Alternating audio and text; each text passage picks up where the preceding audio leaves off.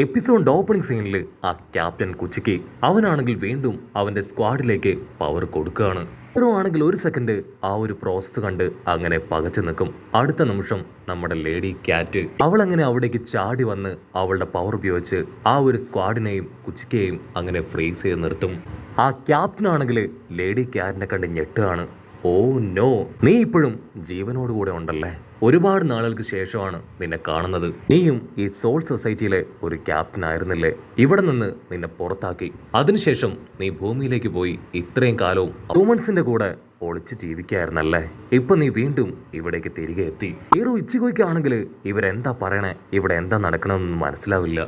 Captain കുജിക്കയാണെങ്കിൽ വീണ്ടും പറയും, നിന്നെ വീണ്ടും കാണാൻ സാധിച്ചതിൽ ഒത്തിരി സന്തോഷം. പക്ഷേ ഇങ്ങനെ ഒരു എൻട്രി അത് ഞാൻ പ്രതീക്ഷിച്ചില്ല എന്ന് പറയും. ഇവിടെ ലേഡി ക്യാറ്റ് ആണെങ്കിൽ അതൊന്നും മൈൻഡ് ചെയ്യില്ല. അവൾ അങ്ങനെ ടേൺ ചെയ്ത് ഹീറോയുടെ വയറ്റില് ആഞ്ഞു കുത്താണ്. അവിടെ എന്താ സംഭവിക്കണമെന്ന് എല്ലാവരും കൺഫ്യൂഷനോട് കൂടെ നോക്കി നിൽക്കും. റുക്കിക്കാണെങ്കിൽ ഒന്നും മനസ്സിലാവില്ല. ഈ ക്യാറ്റ് എന്തിനാ അവന്റെ വയറ്റിൽ ആഞ്ഞടിച്ച് ചിന്തിച്ച് അവൾ അവിടേക്ക് നോക്കും. അതേസമയം ഈ വെള്ളമുടിയുള്ള ക്യാപ്റ്റൻ ആൾക്ക് മാത്രം കാര്യം കറക്റ്റായിട്ട് പിടികിട്ടും. ഹീറോയുടെ ബോഡിയിൽ ഓൾറെഡി ഒരുപാട് പരിക്കുകൾ പറ്റിയിട്ടുണ്ട്. ലേഡി ക്യാറ്റ് അവൾ പറഞ്ഞത് കേൾക്കാതെയാണ് ഹീറോ ഇവിടേക്ക് എത്തിയത്. സോ അവന്റെ ബോഡിയിലെ മുറിവുകൾ അത് വേഗം ഹീലാവാനായി ഒരു മെഡിസിൻ ആണ് ലേഡി ക്യാറ്റ് അവന്റെ ബോഡിയിൽ ഇഞ്ചക്ട് ചെയ്തത്. ലേഡി ക്യാറ്റ് ആണെങ്കിൽ ഞൊട്ടിയടയിൽ ഹീറോ എങ്ങനെ തൂക്കിയെടുക്കുകയാണ്. അടുത്ത നിമിഷം ഹീറോയുടെ ബോധം പോയി.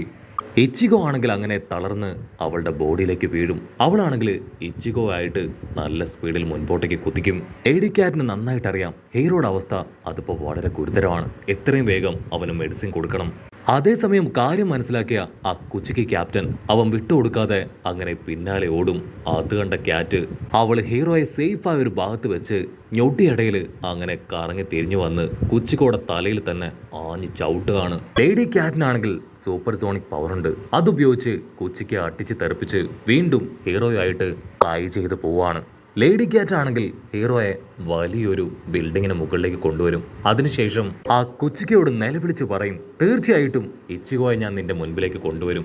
3 ദിവസം, വെറും 3 ദിവസം കൊണ്ട് എനിക്കിവനെ സ്ട്രോങ് ആക്കി മാറ്റാൻ പറ്റും. ഒരുപാട് പവറും ട്രെയിനിങ്ങും ഒക്കെ തന്നെ ഞാൻ കൊടുത്ത് നീയുമായിട്ട് ഇവനെ കൊണ്ട് ഫൈറ്റ് ചെയ്യിപ്പിച്ച് നിന്നെ ഞാൻ തോൽപ്പിക്കുന്നു പറഞ്ഞ് അവളങ്ങനെ ടെററായിട്ട് നിൽക്കും. അത് കേട്ട് ആ കുച്ചിക്ക് അവനാണെങ്കിൽ പ്രത്യേകിച്ചൊന്നും മറുപടി പറയാതെ അവിടുന്ന് അങ്ങനെ കടന്നുപോകും. അല്പസമയം കഴിയുമ്പോൾ ആ വെള്ളമുടിയൻ ക്യാപ്റ്റൻ ആളാണെങ്കിൽ ആളുടെ അസിസ്റ്റൻസിനെ അവിടേക്ക് വിളിക്കുകയാണ്.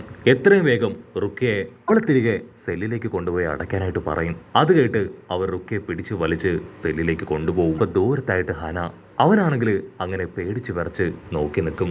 ആ ക്യാപ്റ്റൻ ആണെങ്കിൽ ഇപ്പൊ അങ്ങനെ ഹനയെ നോക്കും. നിന്നെ പോലെ ഞാൻ അവരെ സപ്പോർട്ട് ചെയ്യുകയല്ല. ഇവിടെ സോൾ സൊസൈറ്റിയിൽ ഒരു റൂളുണ്ട്, അത് മാത്രമാണ് ഞാൻ പാലിക്കുന്നത്. അങ്ങനെ പാലിച്ചിട്ടില്ല എങ്കിൽ നീയും നാളെ പുറത്താക്കപ്പെടുമെന്ന് പറഞ്ഞ് ആളങ്ങനെ കടന്നു പോവാണ്. അവിടുന്ന് അങ്ങനെ സീൻ കട്ട് ചെയ്ത് റാഞ്ചിയെ കാണിക്കും. അവനാണെങ്കിൽ ഇപ്പോൾ ഓൾമോസ്റ്റ് റിക്കവേർഡ് ആയിരിക്കുകയാണ്. അവന്റെ അടുത്തേക്ക് സബിമാരു എന്ന് പേരുള്ള ഒരു കൊരങ്ങൻ കടന്നു വരികയാണ്. ആ കൊരങ്ങൻ ചോദിക്കും, നീ ഇപ്പോൾ ഓക്കെ ആയില്ലേ? ഇനി വീണ്ടും ആ ഇച്ചിഗോയായിട്ട് ഫൈറ്റ് ചെയ്ത് നിന്റെ നഷ്ടപ്പെട്ട ഇമേജ് അത് തിരിച്ചു പിടിക്കുന്നുണ്ടോ? അതിന് റാഞ്ചി ആണെങ്കിൽ അവനെ തിരുത്തും. അയ്യോ ഇല്ല, ആക്ച്വലി ഇച്ചിഗോ നമ്മുടെ എനിമിയൊന്നും അല്ല.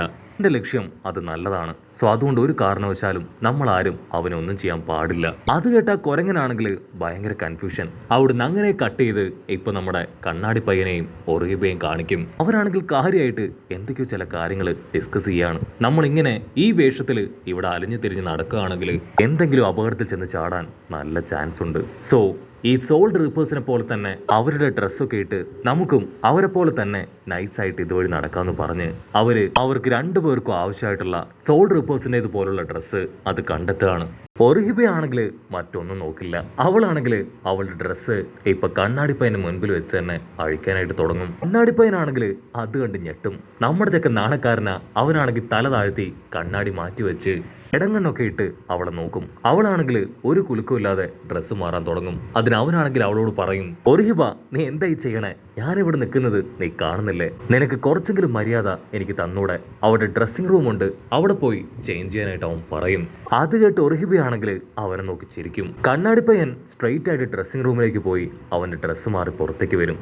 അതിനുശേഷം ഒറിഹിബയും ആ സോൾ റിപ്പർ കോസ്റ്റ്യൂമിലേക്ക് മാറിയതിനു ശേഷം 2 പേരും ഇപ്പൊ നമ്മുടെ ആൾക്കാരെ അന്വേഷിച്ചു പോകാനായി അങ്ങനെ റെഡി ആയിട്ട് നിൽക്കും. അപ്പൊ ലോങ് ഷോട്ടിലായിട്ട് ക്യാപ്റ്റൻ മയൂരി അവരാണെങ്കിൽ കറക്റ്റായിട്ട് ഇപ്പൊ നമ്മുടെ ആൾക്കാർ വരുന്നത് അങ്ങനെ സെൻസ് ചെയ്യാണ്. കട്ട് ചെയ്ത ഇവിടെ ആ ക്യാറ്റ് ലേഡി അവളാണെങ്കിൽ ഇപ്പൊ നമ്മുടെ ഹീറോയെ ആരുടെയും കണ്ണിൽ പെടാത്ത ഒരു പ്രത്യേക സീക്രട്ട് ആയിട്ടുള്ള സ്ഥലത്തേക്ക് കൊണ്ടുവന്നിരിക്കുകയാണ്. അതിനുശേഷം അവനുള്ള ട്രീറ്റ്മെന്റ് അതിപ്പോൾ അവൾ സ്റ്റാർട്ട് ചെയ്യും. ക്യാറ്റ് ലേഡി ആണെങ്കിൽ അവളെ കൊണ്ട് പറ്റും പോലെ എല്ലാ ട്രീറ്റ്മെന്റും അവന് കൊടുക്കും.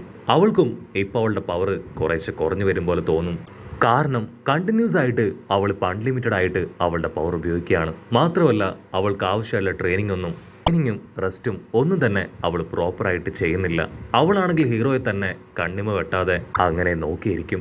എനിക്ക് എന്ത് സംഭവിച്ചാലും കുഴപ്പമില്ല, എങ്ങനെയെങ്കിലും എൻ്റെ പവർ അത് ഇച്ചികോയ്ക്ക് കൊടുത്തിട്ടാണെങ്കിലും അവനെ സ്ട്രോങ് ആക്കി മാറ്റണമെന്ന് പറഞ്ഞ് എല്ലാ പ്രതീക്ഷയും ഹീറോയിൽ അർപ്പിച്ച് അവൾ അങ്ങനെ നോക്കും. അടുത്ത നിമിഷം ഹീറോ അവൻ കണ്ണു തുറന്ന് ചുറ്റും നോക്കും. അവൻ വളരെ ഡിഫറെന്റ് ആയിട്ടുള്ള ഏതോ ഒരു സ്ഥലത്താണ്. അവന്റെ തൊട്ടടുത്ത് തന്നെ നമ്മുടെ ക്യാറ്റ് ലേഡി അവൾ ഇരിപ്പുണ്ട്. അവളെ കാണേണ്ട താമസം ഹീറോ ടെൻഷനായി ചാടി എഴുന്നേറ്റ് അവളെ പിടിച്ചു വലിച്ച് അവളുടെ കഴുത്ത് ഞെരിക്കുകയാണ്. നീ എന്തിനാ ഒരാവശ്യമില്ലാതെ ആ ക്യാപ്റ്റൻ കുച്ചികയുടെ മുമ്പിൽ വെച്ച് എന്റെ വയറ്റിൽ ആഞ്ഞടിച്ചത്? അതുകൊണ്ടാണ് എനിക്ക് അവനുമായിട്ട് ഫൈറ്റ് ചെയ്യാൻ കഴിയാഞ്ഞത്. എൻ്റെ ഫ്രണ്ട്സിന് അവർക്ക് എന്ത് സംഭവിച്ചിട്ടുണ്ടാവുമെന്ന് എനിക്കറിയില്ല.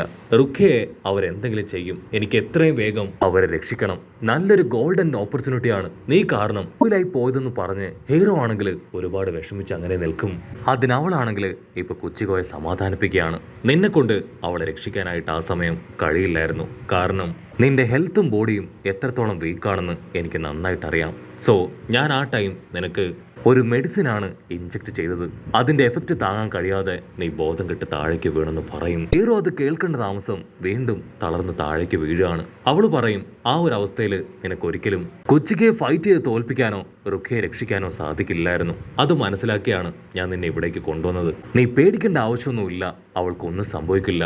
3 ദിവസം നീ ഞാൻ പറയുന്ന അനുസരിക്കണം. നിനക്ക് ഞാൻ നല്ല രീതിയിൽ ട്രെയിനിങ് തരും. അതിനുശേഷം മാത്രമേ നീ അവളുടെ അടുത്തേക്ക് ഇനി പോകാൻ പാടുള്ളൂ. ഈ 3 ദിവസം കൊണ്ട് നിന്നെ കൊണ്ട് എത്രത്തോളം സ്ട്രോങ് ആവാൻ പറ്റുമോ അത്രത്തോളം നീ സ്ട്രോങ് ആവണം. എനിക്ക് പറ്റും പോലെ ഞാൻ നിനക്ക് ട്രെയിനിങ് തരും. നീ നന്നായിട്ട് ട്രെയിനിങ് ഒക്കെ എടുത്ത് സ്ട്രോങ് ആവുകയാണെങ്കിൽ വളരെ ഈസി ആയിട്ട് നിനക്ക് കൊച്ചിക്കയെ തോൽപ്പിക്കാനായിട്ട് കഴിയും. ഹീറോയ്ക്കാണെങ്കിൽ ഇതെല്ലാം കേട്ട് ഭയങ്കരമായിട്ട് കൺഫ്യൂഷൻ ആവും. അതിനവള് പറയും, നീ ഒരു ക്യാപ്റ്റനായി തീരണം. അതിന് നിന്റെ സെക്കൻഡ് ലെവൽ ഓഫ് പവറും എനർജിയും നീ ഓപ്പൺ ചെയ്യണം. എങ്കിലും മാത്രമേ നിന്നെ കൊണ്ട് അതിന് സാധിക്കൂ. ആക്ച്വലി ആ സെറാക്കെ ആൾക്കും 2 ഫോം ഈസി ആയിട്ട് ഓപ്പൺ ചെയ്യാൻ കഴിയും. ആ സെറാക്കെ തോൽപ്പിച്ചവനാണ് നീ.